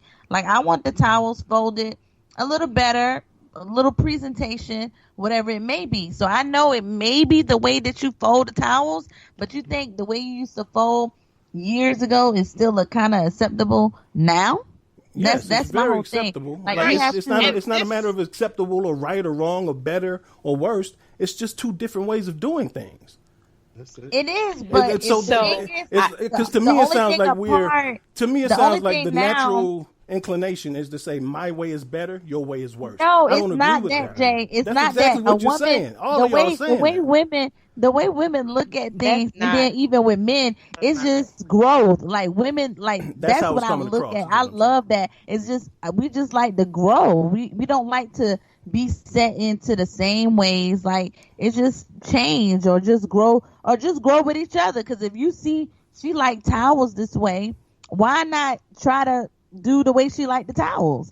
Like it's right, just because not right, and it's not just. But this is no longer your mama's house. This isn't Lorraine's house. This is Ladine's home. I ain't always lived with Lorraine. Think that I fold clothes my way.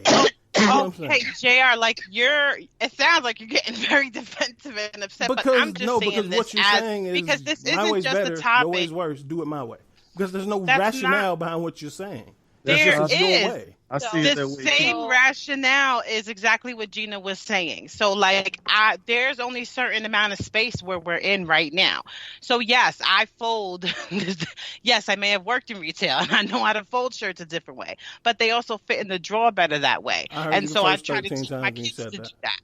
Hey, my point is that I don't know how to do it that way. So teach me. I'm asking you to teach me. And even with me asking you to teach me, you're still defending your point, is what I'm saying. Nope. So I'm trying to concede that to you that I don't know how to do it that way. I need your help.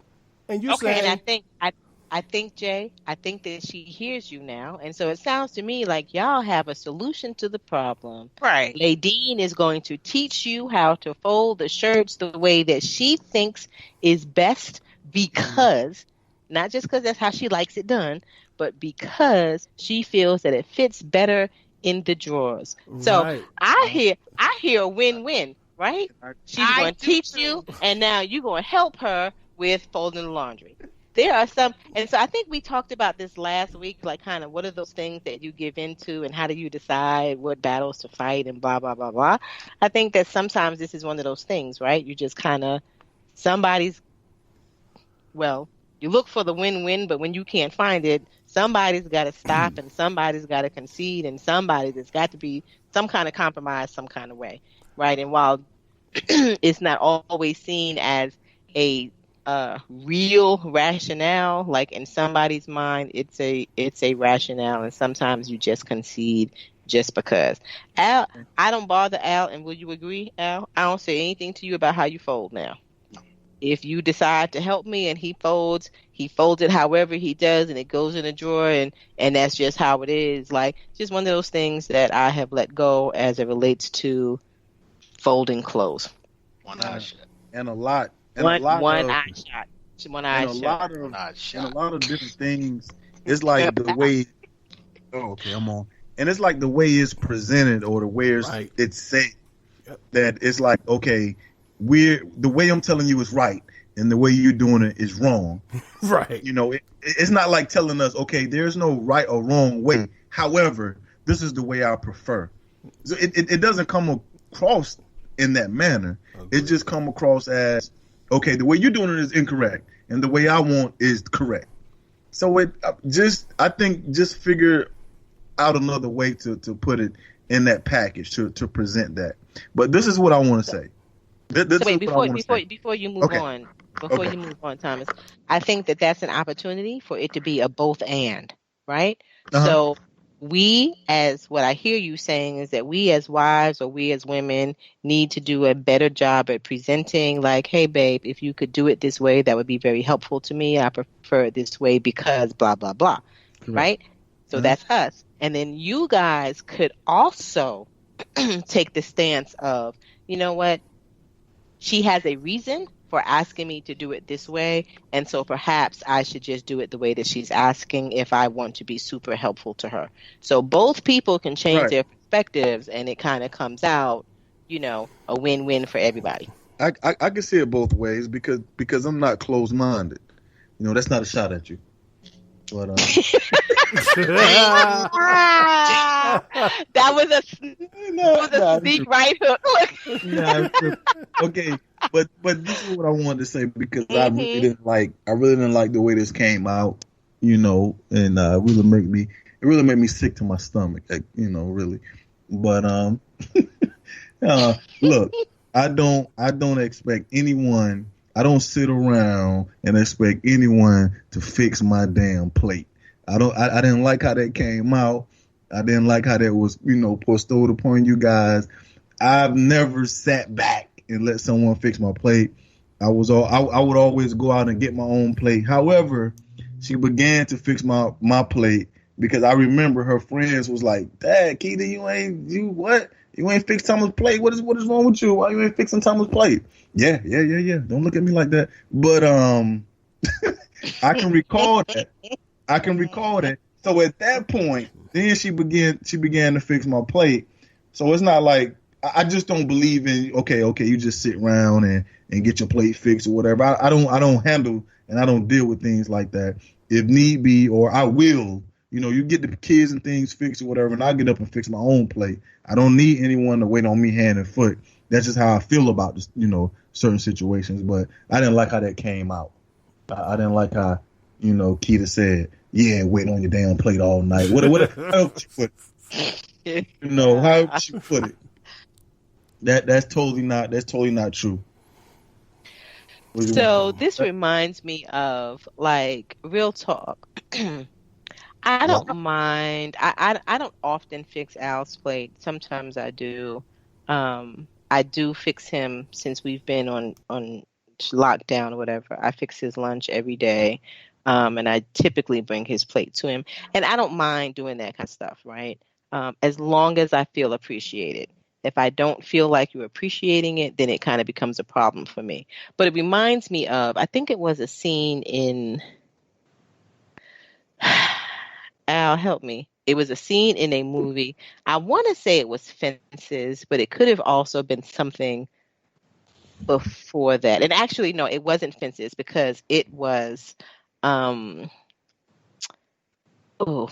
it was a scene in the movie where she was explaining, I want to say it was a Tyler Perry movie. Who's the older woman that plays in a lot of his movies? Can't think of her name right now. Cicely Tyson. I want to say it was Cicely Tyson that talked about this. Or, nope, it might have even been Maya Angelou. Anyway, the point is, they were talking about why women should fix men's plates or, that whole gender role kind of thing. And what she said... Yeah, it was Cicely. It was Family Reunion. Okay. And what she said, she was making the point about like how when men come home, like women do that sometimes for their men because they want to help them feel valued and feel like and they've been out in the world and been beat up, right? By society, by white men, by like whatever. And so when you come home, I want to relieve some of that pressure from you. I want to help you feel good about yourself. I want to help you know that you are valued and revered here in this house.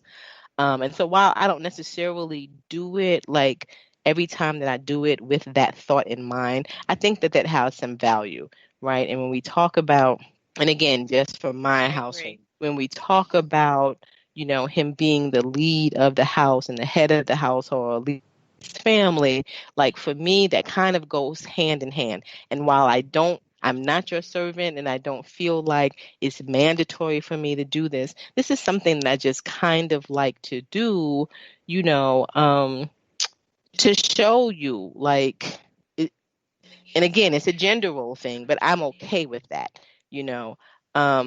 with just helping me to exhibit to you like this is how I feel about you, and I appreciate you being the protector and the leader of this house and the provider and all that. And so while if he ever said to me like, yo, woman, get my plate, like that would be a problem. But I don't mind doing those sorts of things. But, it'd be nice if he, did some housework every now and then. But I'm just saying as it relates to some of the things that I do for him, that's kind of the spirit in which I do it. All right. Yeah. So on that note, we are going to let Jay have the last word as it relates to him sharing with us what some of our listeners have said or Facebook followers have said to the question that he posed on Facebook. Jay?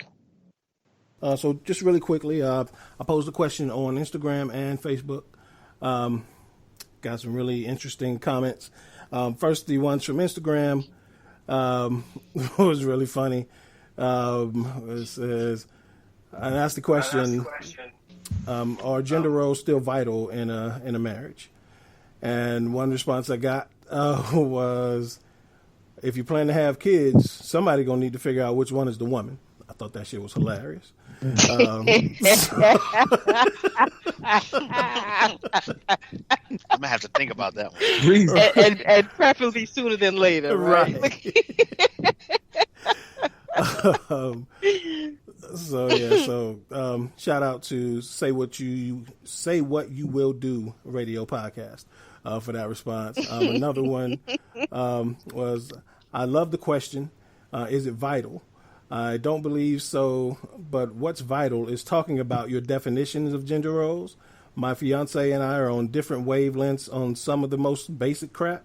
However, I've noticed the way we comprehend things is different, but not wrong. So, thought that was an interesting reply. Kind of what we were saying earlier. Different doesn't necessarily mean right or wrong or better or worse. I like the way he phrased that. And then another one, last one, is I Got Problems podcast. Responded, in certain areas, it can be essential to make things clear and who does what. But I don't think the whole marriage should be surrounded by it because women tend to take a lot more of the load in gender roles. I agree with that. Also, in traditional gender roles, women take on a lot more of the load. I agree. And lastly, please start punctuating your replies because it's hard as hell to read this shit with no periods and shit. So they must be from South Carolina. No, or either they were born after 2000. That must be what. Because nothing personal, Thomas and Keita. What happened? What's going on? What are we doing here? What happened? I love Phil. This is great. All right, y'all. Thanks for another great show. Thanks for listening, and we'll see you next week, same time. Same if you're into channel. all things comics, you have to check out Take a Knee for Marvel vs. DC, your go-to podcast for comic and superhero discussion, debates, polls, and more. Tune in as Regular Scott and Ozzy Killmonger chat about your favorite comic topics, and you never know who may show up for an open mic or what will be next on their favorite One Gotta Go. Take a Knee for Marvel vs. DC. every Sunday, powered by the Defy Life Podcast Network.